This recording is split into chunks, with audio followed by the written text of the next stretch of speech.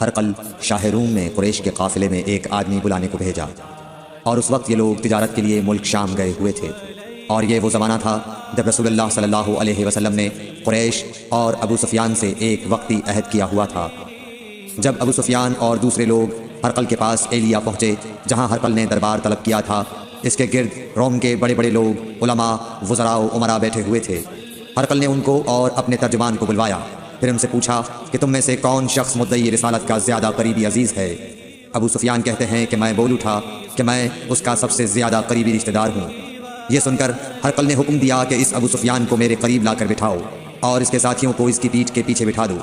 پھر اپنے ترجمان سے کہا کہ ان لوگوں سے کہہ دو کہ میں ابو سفیان سے اس شخص یعنی محمد صلی اللہ علیہ وسلم کے حالات پوچھتا ہوں، اگر یہ مجھ سے کسی بات میں جھوٹ بول دے تو تم اس کا جھوٹ ظاہر کر دینا۔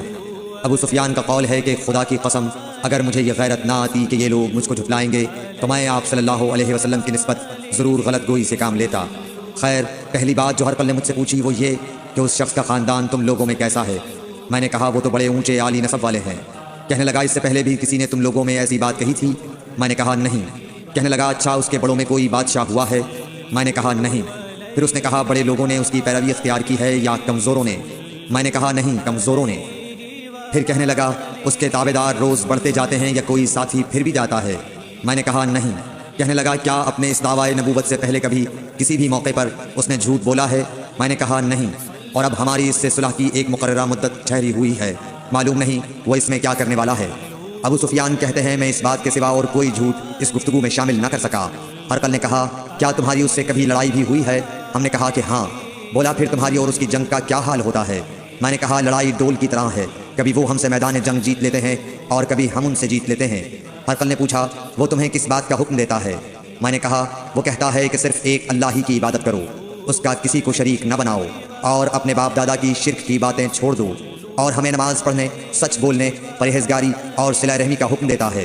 یہ سب سن کر پھر ہرقل نے اپنے ترجمان سے کہا کہ ابو سفیان سے کہہ دے کہ میں نے تم سے اس کا نسب پوچھا تو تم نے کہا کہ وہ ہم سے عالی نسب ہے، اور پیغمبر اپنی قوم میں عالی نسب ہی بھیجے جایا کرتے ہیں۔ میں نے تم سے پوچھا کہ دعوی نبوت کی یہ بات تمہارے اندر اس سے پہلے کسی اور نے بھی کہی تھی تو تم نے جواب دیا کہ نہیں۔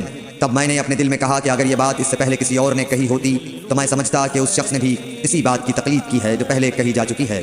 میں نے تم سے پوچھا کہ اس کے بڑوں میں کوئی بادشاہ بھی گزرا ہے تو تم نے کہا کہ نہیں۔ تو میں نے دل میں کہا کہ ان کے بزرگوں میں سے کوئی بادشاہ ہوا ہوگا تو کہہ دوں گا کہ وہ شخص اس بہانے اپنے آباء و اجداد کی بادشاہت اور ان کا ملک دوبارہ حاصل کرنا چاہتا ہے۔ اور میں نے تم سے پوچھا کہ اس بات کے کہنے یعنی پیغمبری کا دعویٰ کرنے سے پہلے تم نے کبھی اس کو دروغ گوئی کا الزام لگایا ہے؟ تم نے کہا کہ نہیں۔ تو میں نے سمجھ لیا کہ جو شخص آدمیوں کے ساتھ دروغ گوئی سے بچے وہ اللہ کے بارے میں کیسے جھوٹی بات کہہ سکتا ہے۔ اور میں نے تم سے پوچھا کہ بڑے لوگ اس کے پیرو ہوتے ہیں یا کمزور آدمی؟ تم نے کہا کمزوروں نے اس کی اتباع کی ہے۔ تو دراصل یہی لوگ پیغمبروں کے متبعین ہوتے ہیں۔ اور میں نے تم سے پوچھا کہ اس کے ساتھی بڑھ رہے ہیں یا کم ہو رہے ہیں؟ تم نے کہا کہ وہ بڑھ رہے ہیں، اور ایمان کی کیفیت یہی ہوتی ہے حتیٰ کہ وہ کامل ہو جاتا ہے۔ اور میں نے تم سے پوچھا کہ آیا کوئی شخص اس کے دین سے ناخوش ہو کر مرتد بھی ہو جاتا ہے؟ تم نے کہا نہیں۔ تو ایمان کی خاصیت بھی یہی ہے، جن کے دلوں میں اس کی مسرت رچ بس جائے وہ اس سے لوٹا نہیں کرتے۔ اور میں نے تم سے پوچھا کہ آیا وہ کبھی عہد شکنی کرتے ہیں؟ تم نے کہا نہیں۔ پیغمبروں کا یہی حال ہوتا ہے، وہ عہد کی خلاف ورزی نہیں کرتے۔ اور میں نے تم سے کہا کہ وہ تم سے کس چیز کے لیے کہتے ہیں؟ تم نے کہا کہ وہ ہمیں حکم دیتے ہیں کہ اللہ کی عبادت کرو، اس کے ساتھ کسی کو شریک نہ ٹھہراؤ، اور تمہیں بتوں کی پرستش سے روکتے ہیں، سچ بولنے اور پرہیزگاری کا حکم دیتے ہیں۔ لہٰذا اگر یہ باتیں جو تم کہہ رہے ہو سچ ہیں تو ان قریب وہ اس جگہ کا مالک ہو جائے گا کہ جہاں میرے یہ دونوں پاؤں ہیں۔ مجھے معلوم تھا کہ وہ پیغمبر آنے والا ہے، مگر مجھے یہ معلوم نہیں تھا کہ وہ تمہارے اندر ہوگا۔ اگر میں جانتا کہ اس تک پہنچ سکوں گا تو اس سے ملنے کے لیے ہر تکلیف گوارا کرتا۔ اگر میں اس کے پاس ہوتا تو اس کے پاؤں دھوتا۔ ہرقل نے رسول اللہ صلی اللہ علیہ وسلم کا وہ خط منگایا جو آپ نے وحیہ کلبی رضی اللہ تعالیٰ عنہ کے ذریعے حاکم بصرہ کے پاس بھیجا تھا، اور اس نے وہ ہرقل کے پاس بھیج دیا تھا۔ پھر اس کو پڑھا تو اس میں لکھا تھا اللہ کے نام کے ساتھ جو نہایت مہربان اور رحم والا ہے۔ اللہ کے بندے اور اس کے پیغمبر محمد صلی اللہ علیہ وسلم کی طرف سے یہ خط ہے شاہ روم کے لیے۔ اس شخص پر سلام ہو جو ہدایت کی پیروی کرے۔ اس کے بعد میں آپ کے سامنے دعوت اسلام پیش کرتا ہوں۔ اگر آپ اسلام لے آئیں گے تو دین و دنیا میں سلامتی نصیب ہوگی، اللہ آپ کو دوہرا ثواب دے گا، اور اگر آپ میری دعوت سے روگردانی کریں گے تو آپ کی رعایا کا گناہ بھی آپ ہی پر ہوگا۔